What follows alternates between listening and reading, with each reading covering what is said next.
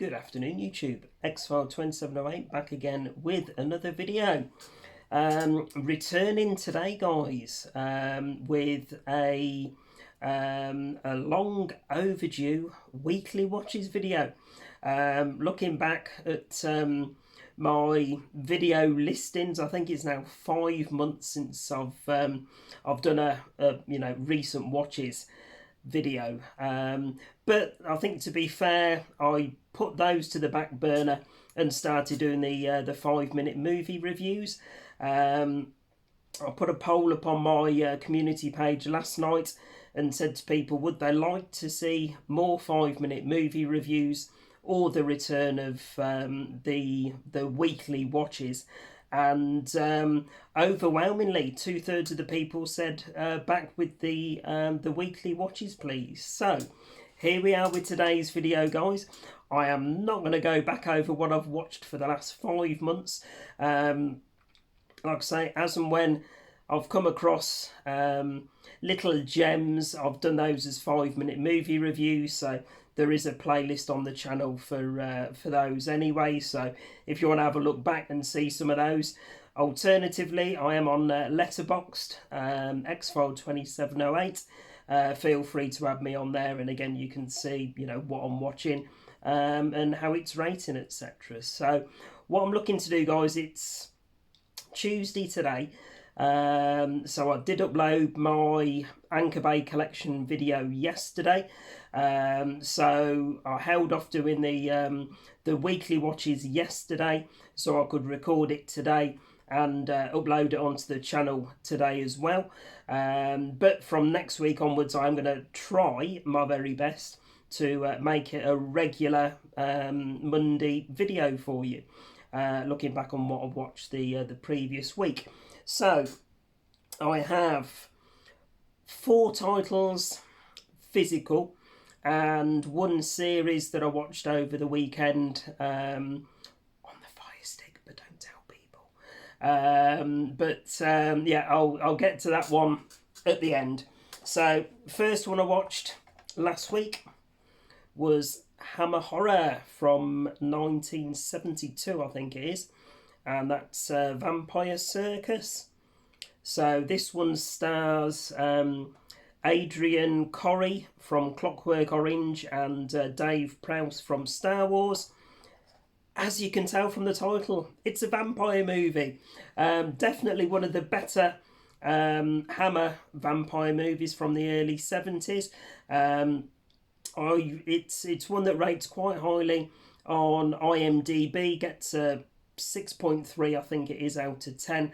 And I rated it a 3 out of 5 on my Letterboxd. I think it was a 3 or a 3.5 anyway. So above average as well. I'll give you a very quick synopsis from the back, guys. A circus arrives at a Serbian village where it will perform a show for the local inhabitants. Bear with me, I've forgotten to switch the fucking ring light on. Jesus, all the best laid plans.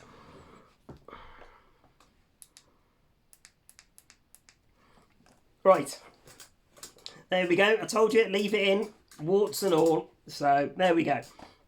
Let me continue. A show for the local inhabitants.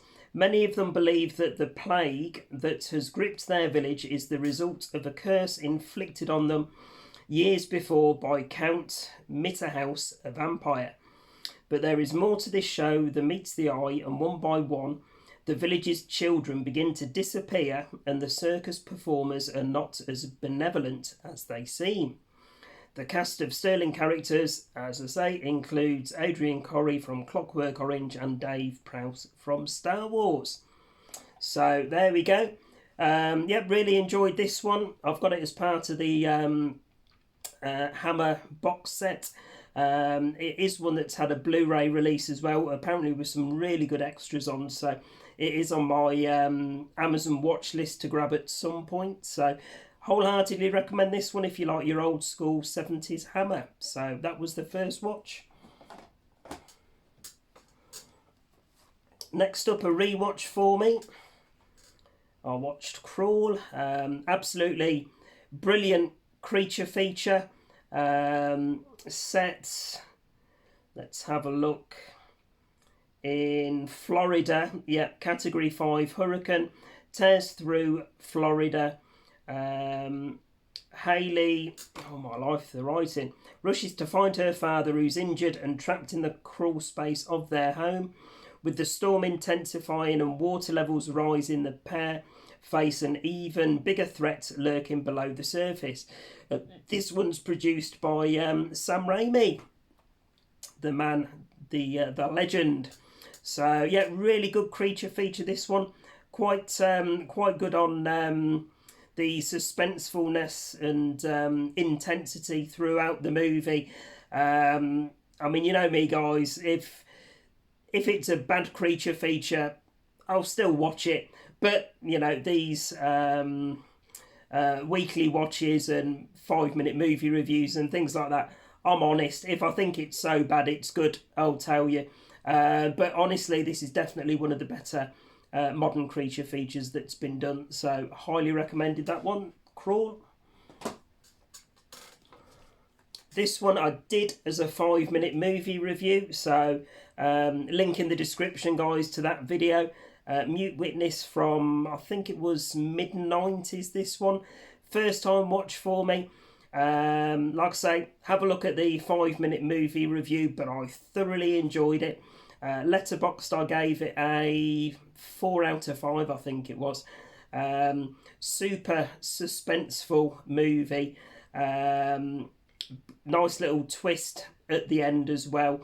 And one that I'm really happy to have in the collection, and one that I'll definitely rewatch again coming up soon. So there we go, guys. Arrow's release of Mute Witness. And then the final physical media one that I watched last week was 1979's Scum with Ray Winstone and Phil Daniels. That was another character in it that I recognised. Hadn't seen this one for a number of years. Still as brutal as ever. Ray Winstone plays a fantastic part in it. Couple of quite disturbing scenes. One that wasn't as bad as I remembered it, and the other one was just as bad as I remembered it. So all I'll say is the greenhouse scene. If you've seen it, then you know. But yeah, absolutely fantastic film from the late 70s, being a set in Borstal. So it's a prison drama action film. Typical Ray Winstone, but yeah, absolutely fantastic film. So if by any chance you haven't seen it, guys, this one alongside Mute Witness, I'd say, were probably my 2 favourites that I watched last week. So that's Scum. And then the one that I watched on the Fire Stick, probably a lot of you have watched it or watching it already, so I won't give any spoilers on it, but I watched Squid Game Season 2.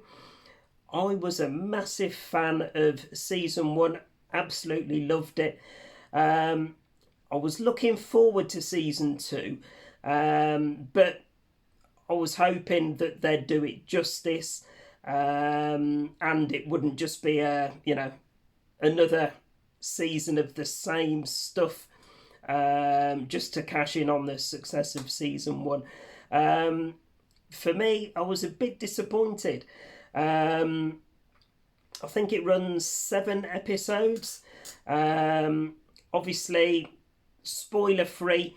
There's a repeat of the main game at the very start, and then it goes into some different games throughout the episodes.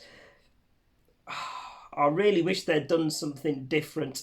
I have seen some YouTube videos after I'd watched all 7 episodes, saying that there's hints and things that you see in Season 2 that they'll bring into Season 3.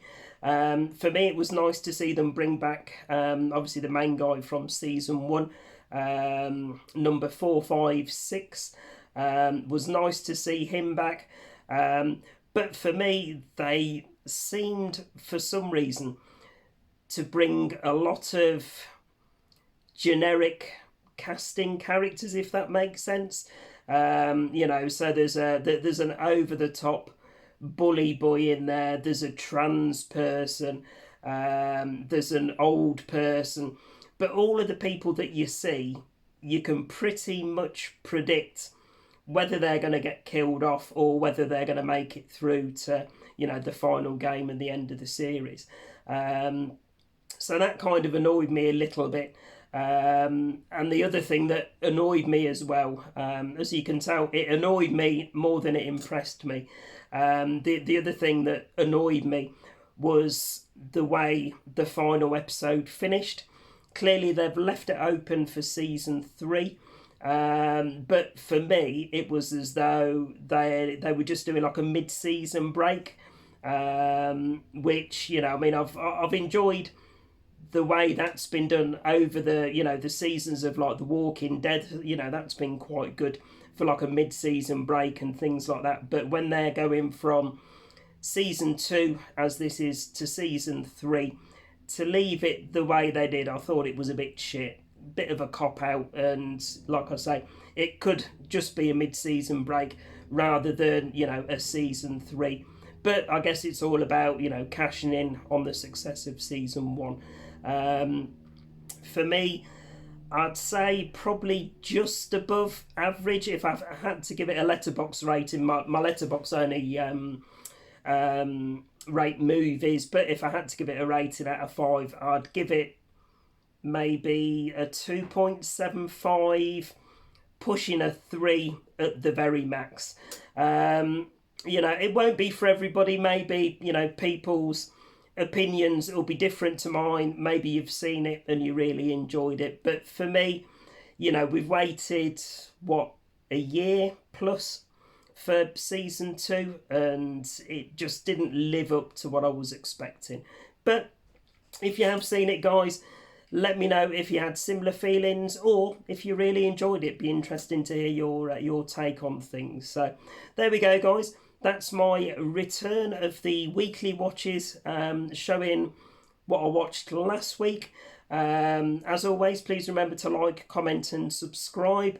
And from next week, guys, like I say, it'll be all being well, a Monday release episode showing what I've watched the previous week. So thanks for watching, guys, and I'll see you in later on in the week with another video.